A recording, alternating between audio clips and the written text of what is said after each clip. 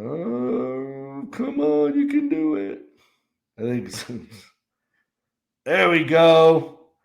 8 seconds in, we were frozen, but what's up, everybody? It's the coach and the Chris. I'm the coach, that's the Chris. And welcome to the FAT2Fit Show, episode 3. And today we're going to talk about the danger zone. And that is making sure you're not just using a scale to track your weight. And Chris had a fun experience with that. We'll talk about a little bit today. And just want to give you a quick intro. This is the show that documents one man's journey from morbid obesity to optimum health.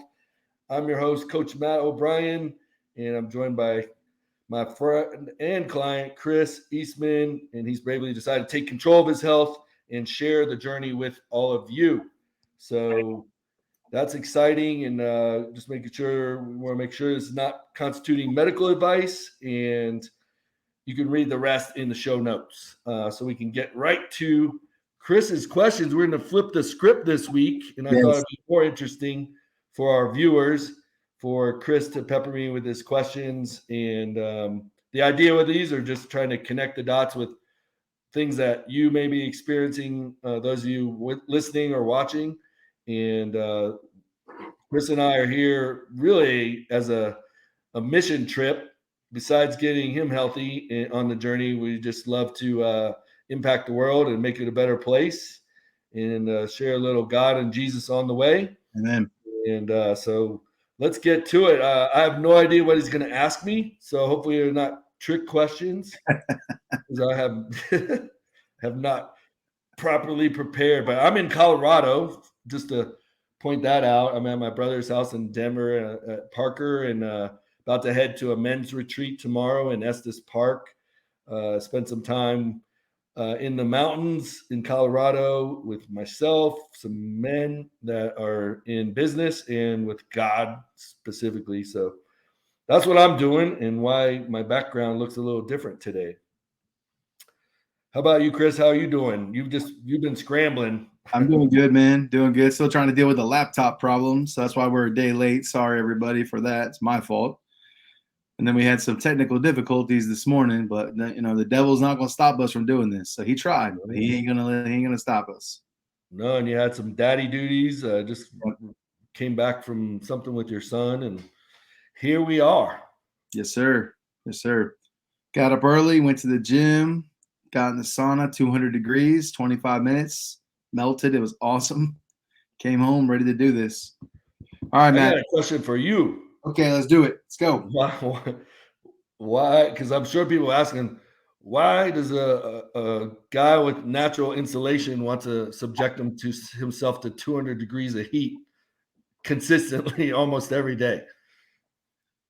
Well, it's a couple of things. I told my wife that. She asked me the exact same question because she's like, sweat is gross. Like, why do you want to go and get – because she sees me come home and I'm just like, dripping. And I got like a beach towel around me. And she's like, something's wrong with you. Why do you enjoy it? First of all, I enjoy it. It gives me some kind of endorphins. I don't know what it does, but I don't know. When I'm in there, just the sweat and the just I pray a lot while I'm in there, and I'm just feel like I don't know. I just feel like a really peaceful place when I'm in there personally. Yeah. It's at the end of my workout typically, so it's like almost like it's like the dessert, the topping on the dessert. I don't know. Mm-hmm. No, it's a very purifying process mentally and physically. And for our listeners' benefits, you detoxify through perspiration, and you're also releasing some stem cells, you're releasing some growth hormone, you're definitely releasing some endorphins. Anytime we go through anything uncomfortable that's painful, our body releases natural morphine-like substances to make us feel better or tolerate the pain. So it does feel good. And like I said, I think the health benefits with weight loss and blood pressure are also well documented too. So keep on sweating. Yeah, I don't. I mean, you shouldn't ask me a question. Why I do it is for that reason I told you. But I know there's a health reason, what you just said. So that's the reason why you and I do this so well, because you tell me to do it and I do it. So I enjoy it, but for me personally, I don't know all the health parts of it. So Fantastic. So hit me with question number one. Chris's questions. Let's right. go. We're gonna do mostly nutritional stuff today, Matt, because Okay. that's one of the things that I think that most people struggle with, including myself, right? So it's going to be a multi-part question, this first one, right? So what is intermittent fasting? It's like a hot button thing, right? A lot of people talk about it. It's probably every other video on YouTube that I'm watching. Because once you get into the fitness funnel on YouTube, it sucks you in and starts spitting out. Yeah. So every other video I get is intermittent fasting this. Like, what is intermittent fasting? All right. Great question. I'm sure on your YouTube spirals, you've probably come across Walter Longo and Jason Fung and Peter Attia and Dave Asprey. They all have written books about fasting or talk a lot about fasting. And intermittent pretty much has become exchangeable with time restricted feeding. And it's just basically picking on a 24-hour clock for each day. We're kind of picking a window of time when you decide not to eat. And typically the recommendation is between 12 and 16, all the way up to 18 hours of not eating. And that would be the fasting part. Mm-hmm. And then you would have the time restricted feeding part where you eat in that 8-hour window. And a lot of proven benefits, starting with mice, studies in mice, and now human studies that show significant benefits. But honestly, I believe what happens, much like gastric sleeve surgery, it kind of by restricting the time window, like we only can fit so much in our stomach, especially if it's real food. If you eat real food, it's really hard to overeat anyway. But if you eat real food on a restricted basis, it's almost impossible to overeat. So one of the studies that I always like talking about is they told people not to change what they eat, and these were all overweight subjects, and just said don't eat for 12 hours a day, and then you can eat for the other 12. And some of the people, just with that guidance and following those instructions, lost 20, 30, 40 pounds. Oh my goodness. Wow. But it's not foolproof. We as human beings can find ways to circumvent almost anything that can be good for us and screw it up. But in those 12 hours, if you're doing milkshakes every hour on the hour, it's not going to work. Right. Yeah. Liquid calories, or you could get away with, you could overeat, pretty sure, or certainly. I don't know if that. The other thing that can be considered intermittent, if you go by the definition of the word, you could say longer fasting, like 3, 4, 5 days where you don't eat, but you do that, 3 or 4 times throughout the year. Like that could be confused or considered intermittent fasting too. But normal, what we're talking about is the daily version. Normal people, Matt, who are not you, who are big like me, right? They hear the word intermittent fasting, they have to not eat for Freak out. 24, 50 hours, whatever it is, freaks out, right? So yeah, if we decided to start doing intermittent fasting, is there a better time to do it? Is it better to do it at night before bed? Like if you stopped eating at 1 in the afternoon, is it better to just do it at 11 in the morning and skip the breakfast? And how often should somebody do it if they're looking for just weight loss alone? Yeah, great question. And I don't know if I've talked about it on this show, but I always tell my clients and anybody willing to listen that I'm a realist first and foremost. So I know for something to be successful in implementing it in somebody's life, it has to be somewhat realistic. And because most people are social creatures by nature, or business dinners, or hopefully still having family dinners, I think we as Americans have gone away from that, unfortunately, and we lose a lot of value not spending that quality time together with our kids.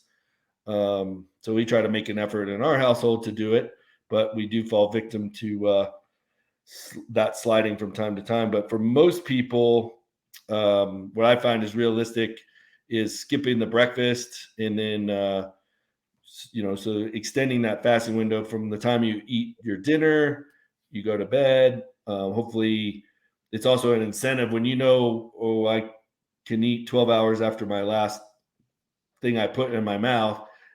Sometimes that'll discourage people from those late night snacks at 10 o'clock because then that moves their fasting window back the next day. But for most people, I find them realistic is skipping breakfast.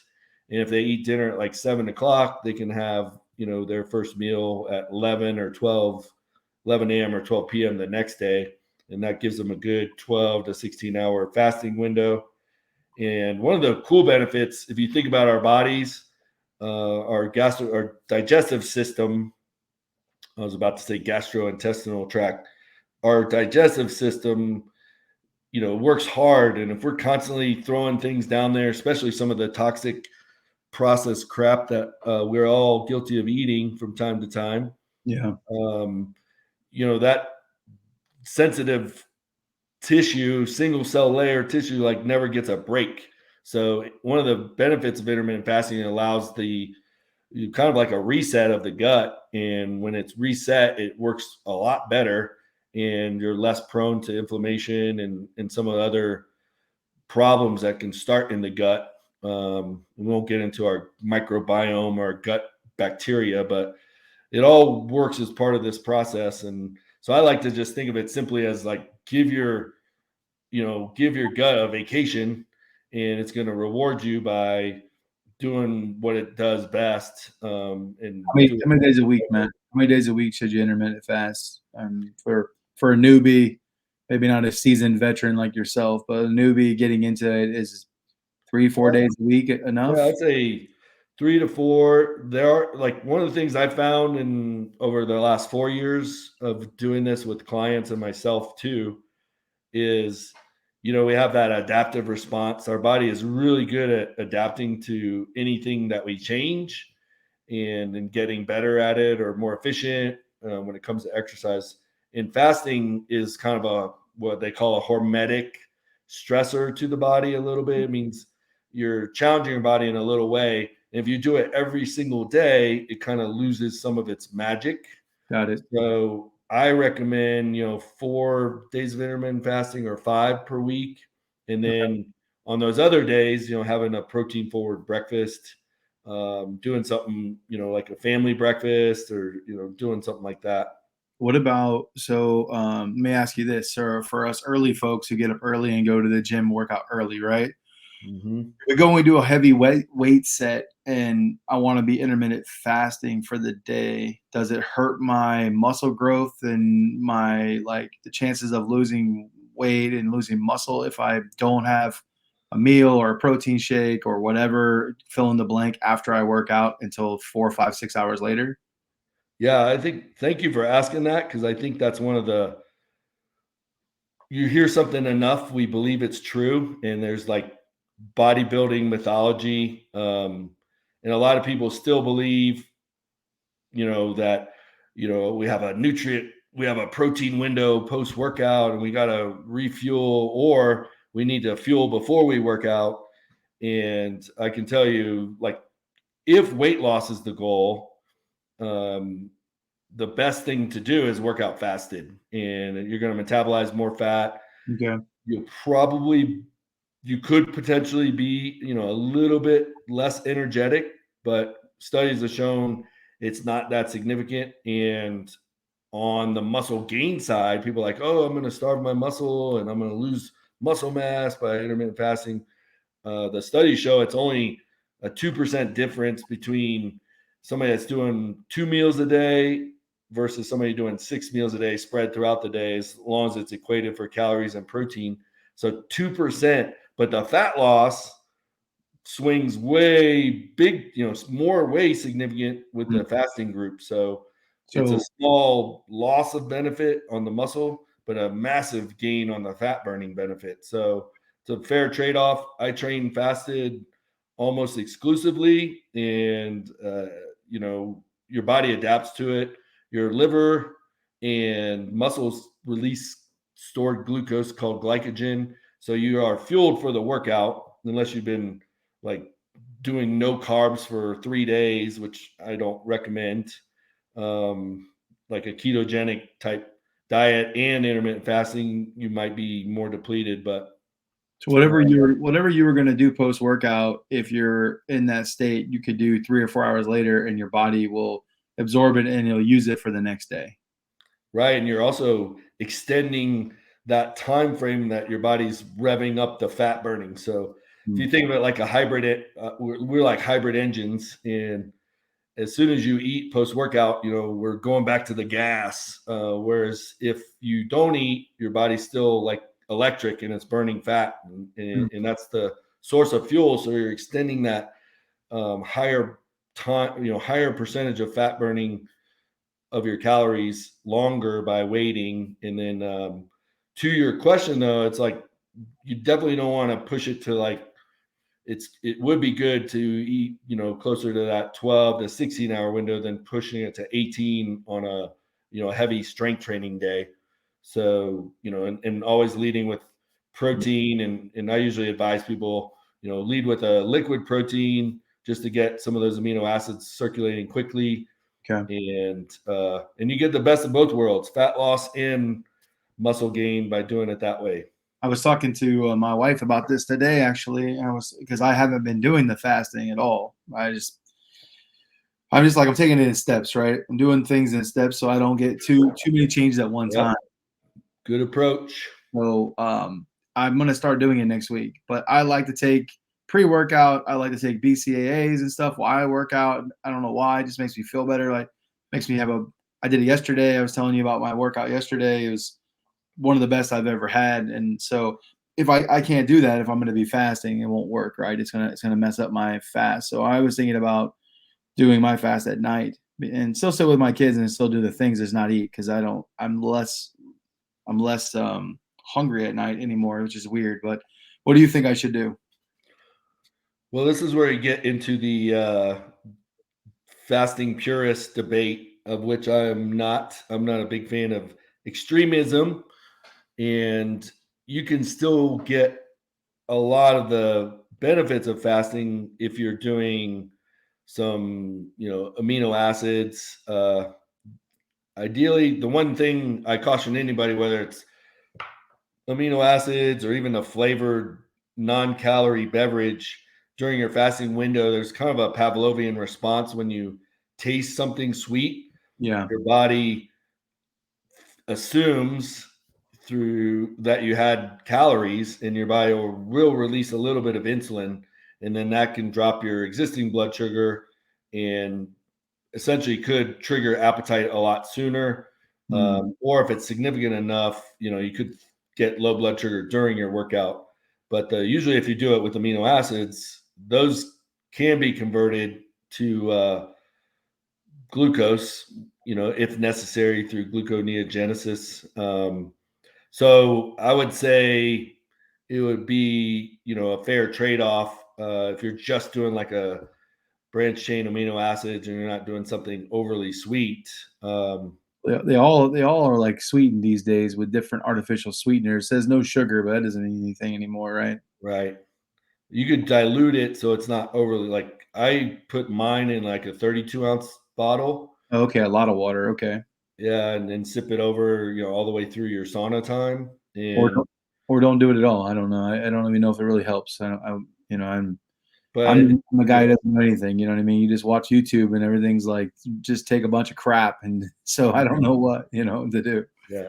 Supplement companies are in the supplement business, but I think it's one of those things. It's like what's the trade-off? What's the pros, the cons? But I would always say, like, if it takes somebody to drink a pre-workout and that gets them into the gym and working out versus they don't go to the gym, I'll take the pre-workout every day of the week, because the benefits obviously are of working out far outweigh sitting on a couch doing nothing. So that's where like the purists might say, oh, you shouldn't do that or you shouldn't do this. But I'm more take a realistic approach. Like if that gets you in the gym and helps you look forward to it and you feel better, and you're not over caffeinating, then, let's go for it. And caffeine can be an ergogenic aid. I mean, it's the most studied proven ergogenic aid, 200 milligrams of caffeine pre-workout 30 minutes before will upregulate or help you metabolize more fat. And you also get what's called a decreased rate of perceived exertion, meaning you will work out a little bit harder because you don't perceive you're working as hard. So there's some benefits to ergogenic aids like caffeine that can be part of a pre-workout, but I'm not a big fan of ones that have 47 ingredients and some synergistic proprietary combination of ingredients that's going to make you shredded in 6-pack in 2 days. Caffeine, water, some amino acids, branch chain, and with some flavor if it helps you get it down. But I just take Awake tablets, or the generic version of caffeine that you get at our drugstore, Walgreens. And that way I'm not getting the artificial sweetener, that sweet response, but I still get the fat burning response. You're doing that. I only do it when I'm working out. I know I'm going to do weightlifting heavy. Like any cardio day, I don't do any of that stuff. It's just the days I know we're going to get after it. So you can do it on cardio days too to metabolize more fat while you're, as we get closer to the building up your cardio time, to 50 minutes. Ooh, sounds exciting. Can't wait. But you'll be doing, you're going to be listening.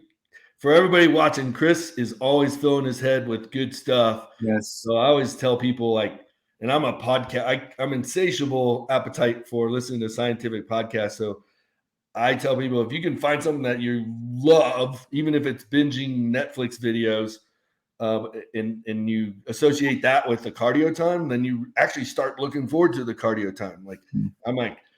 And I get mad when I don't get it because I don't get my podcast time. So I know Chris is going to have more time to fill his brain with more good stuff, whatever that is. So baby steps. Yeah. All my questions really today, Matt, we're going to be, I know we're 22 minutes in. We're mostly on the fasting side. Intermittent fasting, How often, is it really worth it? So that's kind of where all my questions were today. Perfect. And that was part of this journey to incorporate that in and out. And then, it also accelerates the metabolic restoration process, or restoring metabolic health or curing metabolic dysfunction, whatever way you want to kind of think of it.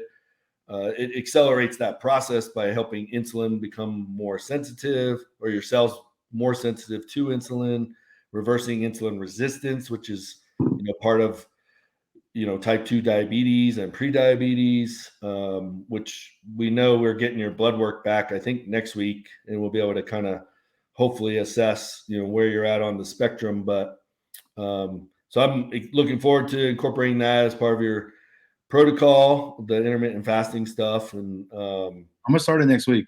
I'm gonna start at least 3 to 4 days next week. I'm gonna do it. I wasn't sure about the morning or the afternoon when to do it. So you could try 1 week one way, 1 week another, and just kind of see what rhythm feels better and more realistic. Either way is going to be beneficial.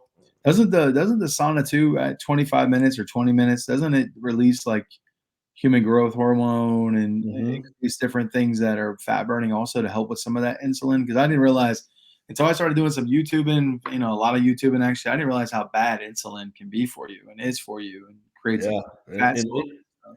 And that's, the two things I teach awareness is insulin and inflammation. And, a simplistic approach or view of insulin is like it's our fat storage hormone. It's actually transports all nutrients into the cell with a few exceptions. But when we eat, sugary and high carbohydrate and high processed foods, like our blood sugar goes up really fast and our body overproduces insulin. So we're, teaching our body how to store fat. And then by eating whole foods and doing the protein forward and doing the intermittent fasting, we actually flip the script, and you're going to, on average, reduce dramatically the amount of insulin your pancreas is making on a daily basis. So like if we could have a magic average insulin score needle that we could track, and that's coming. they have the continuous glucose monitors, and it's going to be sometime in the near future when they'll have the same ability to track insulin. But your average insulin score equates to a lot of health predictors, but also longevity. Like your longevity or the time you're predicted to live is directly or inversely correlated to your average insulin. So the lower your insulin average, the longer you're going to live is kind of a simple way of thinking of it. And insulin is released with what? Sugar, carbohydrates. In response to as blood sugar rises in the body, your insulin, your pancreas says, "Hey, we got to get rid of it." You have a really it's like 5 to 7 nanometers per millimole or some kind of crazy measurement. It's a real small, narrow window that the body has to keep blood sugar in circulation, and so the pancreas is always managing that. And if we're like ramming high sugary, high processed, starchy foods, we're raising blood sugar significantly, and eventually your pancreas wears out and can't do its job anymore, and that's where insulin resistance starts kicking in. Your body has to make more insulin to force it, the blood sugar down, and that's basically diabetes type 2 in a nutshell. So when you eat protein and vegetables, does your body still release insulin? Well, protein, like fibrous vegetables, very little conversion to blood sugar, if any. Like leafy green vegetables and cruciferous vegetables, like starchy vegetables will definitely convert to blood sugar. And protein, it's the most complicated. It's like, carbohydrates and sugar is a one-step process to convert to sugar, whereas protein is a two-step process. So it's broken down to amino acids, and amino acids have to be repackaged into glycerol to make glycogen and blood sugar. So that takes energy, and it's a more complicated process. So protein's way more forgiving in terms of converting to blood sugar. But to answer your question, like if you ate, a lot of calories and a lot of protein, it's gonna raise your blood sugar. Got it. It's not a free ride, but it's really hard to overeat protein, especially if you're pairing it with vegetables. Yeah, almost everything I do now has been the protein forward way that you taught me. That's been smart. This morning I had breakfast, had an omelet with chorizo sausage in it, which probably isn't the best, but chorizo sausage, and I had grilled chicken in it with onions and peppers and all the things in it, and then green salad, little green, like a mixed green with salad. And I was like, you know what, I'm gonna have a one half of a English muffin, but I'm gonna eat it last. And it's amazing because I don't have any energy drop. It's like this, like no like crashes and burns. What time did you eat that? This morning at some point.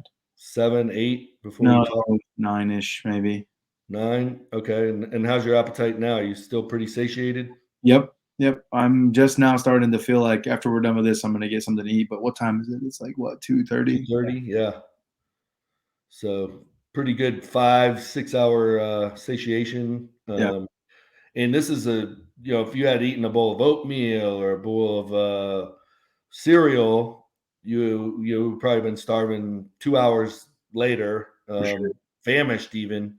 And that's the vicious cycle, the roller coaster. A lot of people are just unaware that they're on, and they're like, man, I'm constantly hungry and I'm constantly tired. And you're just chasing these roller coaster ups and downs. And, just having awareness of that can be a massive change in somebody's life. So I think Matt, maybe not next week, because I know next week we're going to do the month reveal and all the things for be 1 month girls out there. We're gonna talk about that in a minute, but I don't know if we'll have time maybe, but maybe the week after that we do an entire time on just the protein forward and what you talk about, and maybe even show people what we're talking about. Hard to saying it. I've said it to a bunch of people and they're like, what the heck are you talking about? Protein forward. And I try to walk through it with them, and I think it'd be better to hear it from you, the beast. I think if we can kind of lay it out as a framework for people, would make a lot of sense, because it's pretty simple concept, and that's a great idea. And just like Chris said, just to tease people for next week, we'll do his 1 month reveal. But one of the things I wanted to talk about, now that your questions are over, and this will be real short and sweet, is the danger zone. And Chris, when he got on his InBody or our InBody at Triumph on Wednesday, it was a week later, and he did it before I got to the gym, and I go in, I'm like, how was it? And he just kind of had this really like sad puppy look on his face. And I was like, dude, what's wrong? And he's like, well, I only went down like 0.9 pounds. And I was like, okay, but what do the rest of the numbers say? And you're like, well, I don't really know. And so for the sake of everybody else's benefit, because 0.9, if all you're doing is watching the scale move, you're going to be potentially really disappointed like Chris was. And when I looked at the actual numbers and his weight, skeletal muscle mass, and body fat mass, that's what I look at on a week-to-week basis with my clients. His muscle mass, and this is just from a week previous, 1 week, we're going to reveal the month next week, but just his 1 week numbers, like he went up almost 2 pounds in muscle mass. And just remember, our muscle is our engine. So every pound of muscle, you get about 30 calories of more gas that you're burning per day on your basal metabolic rate. So he got 2 of those, and then his fat mass went down 4 pounds. So he lost 4 pounds of fat, which is a little bit smaller than it's bigger than a softball, but smaller than a volleyball if you play sports. And a pound of muscle is about the size of my fist. If you ever ordered a 16-ounce filet or an 8-ounce filet, you can double that. That's a pound of muscle. And when you trade 2 pounds of muscle for 4 pounds of fat, you're getting smaller and your metabolism is going up. So really, like I told him, you hit a home run this week. And so, it's exciting to see, but if you don't have access to those numbers, you could be really disappointed. And one of the big takeaways for this week, if you are trying to manage weight in any way, whether you're trying to build muscle or lose fat or do both, I suggest you get a biometric scale. They're very affordable now, the technology. People in my Year of Life program, we call YOLO 360. It's Year of Life and onward. Like, we just shipped out 14 Remfo Bluetooth scales, active tracking, and it works with your phone, and it gives you access to this type of information. And so I highly recommend. That's your big takeaway from Coach Matt this week is go on Amazon. Yes, they have ones that are $50 and $75 with, but the degree of accuracy is probably going to be not that much different than the $25, $30 one. So whatever your budget is, it's manageable. And that would be my advice for you is get one of those and monitor your muscle versus fat versus weight. And Well, let me add something, Matt, too, right? So, like, for me personally, the fat guy who's trying, who's working on getting rid of being fat, and what would have happened in previous if that was me and you weren't around, and I stepped on that scale after putting in the effort I put in last week, right? I would have sabotaged it. That day, I'd have went out and sabotaged it. It would have been a Chick-fil-A waffle Friday with probably a chicken sandwich and a milkshake, and it probably would have ended up being. It probably would have spiraled out of control into something else. Who knows?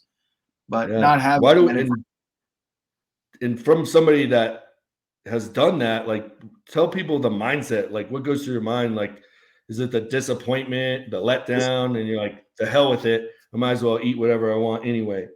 It's exactly what it feels like, right? I don't know if anybody else out there feels like this, but when you put in the work and you put in the work and you're the end of it, you have nothing to tell you you're doing well until the scale. That's the only thing that you have, right? So when you step on it and it doesn't give you what you think even at a level that way off of what you think, right? It absolutely sabotages you. It just is the devil gets in your head and starts making you feel like a loser, making you feel defeated, making you feel like, well, what's the point of all this crap? Why am I doing this?